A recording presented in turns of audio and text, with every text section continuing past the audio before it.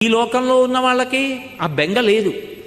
అమ్మా అనొక్కసారి పిలిచి నమస్కారం చేస్తే చాలు, వెంటనే నేనున్నాను రా బిడ్డా అని అమ్మవారు కాపాడుతుంది. మీకు నేను ఒక మాట చెప్తే మీరు ఆశ్చర్యపోతారు. ఈ శ్లోకం ఎంత శక్తివంతమో తెలుసా?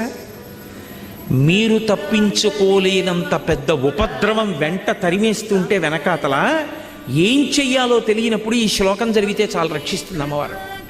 అంత శక్తివంతం.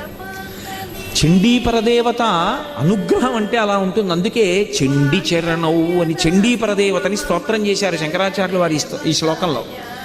అటువంటి అమ్మవారి పాదాలు పట్టుకుంటే సంస్కారవంతం చేస్తుంది మనస్సు.